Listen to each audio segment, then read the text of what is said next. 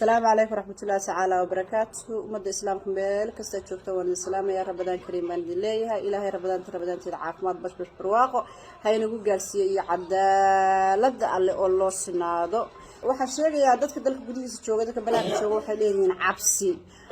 تعالوا ولا لقوها هاتو تي إلهي بس كعبسة تبرئ أنا كعبسنين تلفون كاغ واتساب ديك لهاد شماها ددka marka dalaha la soo kala xunayso whatsapp ka soo wacayay waayo waxa ka baqayeen in la dhageysto dhageysiga ilmo yar oo 20 jir ama ina yar oo 20 jir la dhageysanayo ama qof 7 jir la dhageysanayo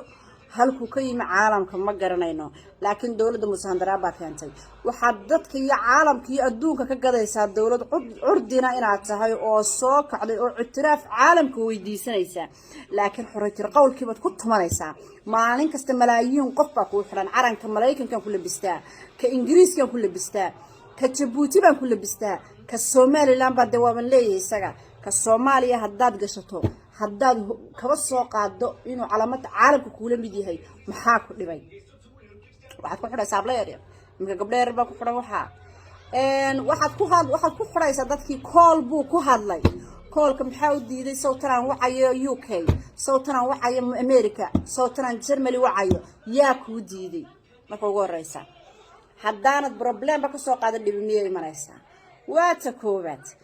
ta kale waxa weeyaan ummadan cabsanaysa ee qiriiraysa shirkad baad lacag ku bixisaa lacagtaada isticmaashaa shirkadan waxaad ka cabsatay Soomaha noloshaada iyo naftaada inay ku galaafato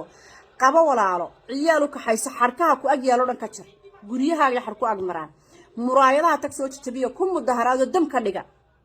waayo waxa la yiraahdaa waxa weeyaa sheeka fataal weeyaan haddii aanu ilmihii yaraayo waxaan kugu uriyeen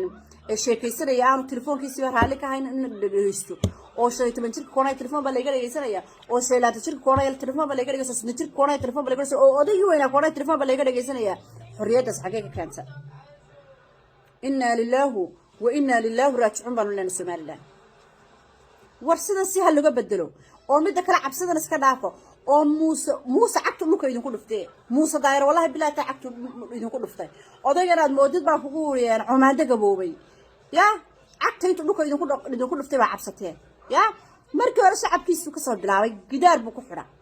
deegaanadiisu ka soo bilaabay gidaar buu ku xidhay laakiin iyaga caburiska la caburiyo dhibta la dhibaa ma eegaan qabiyaalada sareysa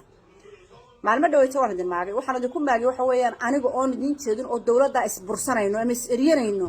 ayaa aniga sanka iga soo galgasheen hadda ma garateen in makana waan idin dayo waan idin ka haray aniga dawladda hay soo raacina xaggaas iga laacday idinku shacabaatina idinkii baa dhiban hadda ma garateen annaga isla meeraysanayna bahalkan afartan inana wax soo ah hadda ma garatay qabiyaladana uu ku shaqeystaa laakiin ma isticmaalo qabyaalada laakiin uu ku shaqeystaa markuu rabo inuu reersiisa isugu diraa waxa weeyaan qofkaas ma maqashay waa gurintir 4 bil u dambeeya dhashay weeye Muuse handaraab inta magac loo bixiyo Soomaaliyeed qofka xun magac kasta ku dhiga Muuse handaraab Muuse xaragle Muuse daayeer Muuse balood bismillah Muuse shaani ya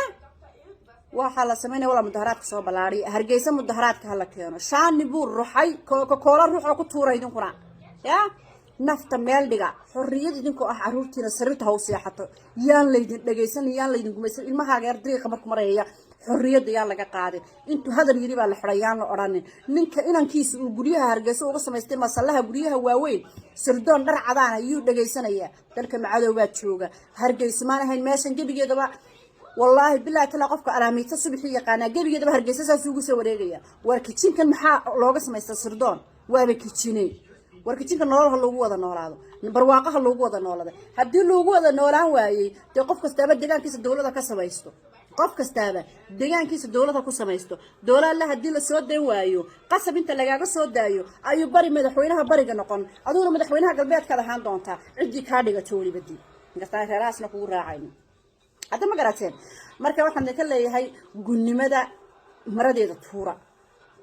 ya wax iska celin iyo santaag waa la idinku yaqaanaa hadda ma garatay hadduu afka qalluuciyo waxaan ku gacmaha iyo indhaha iyo wajiga u qalluuciyo odaygan waxa weeyaan anigoo waxa dili kara duco qoodan maayeed waxaan kugu uru waxaas qoriga hay faro dabci qoriga hay faro ya idinkuna saas oo kala sameeya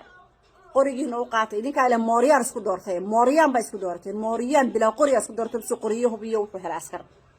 عسكرت تشي دور جوجتنا قد الله وخبلا يدي مسيو مشهر الله يدي مسيو وحفي عنا الله يدي مسيو قسم العظم والله بالله كلا عسكر دا عدد ديك سو غوسطو قسم العظم لبلاب انا سينايا بشي مشهركوga oo kitaabna ugu sii maraya intaanay soo bixin ka hor baan kitaab ugu maraya ya dhaar inaan konton askari bishii kasta aan baxashooda laba laaba bixin mashaalkooga lama laaba hadda ma garatay ilmahaaga inaad soo dhawaatay waqtiga doonta aad tagaysid waqtiga kala difaacanaysid bahalkii reernimadii baa la isku soo weeray reerkaaga difaacanaysid hadda ma garatay marka ilmaade reyaalow isdiyaariyo gunimadana ha la iska saaro reer kama tira badna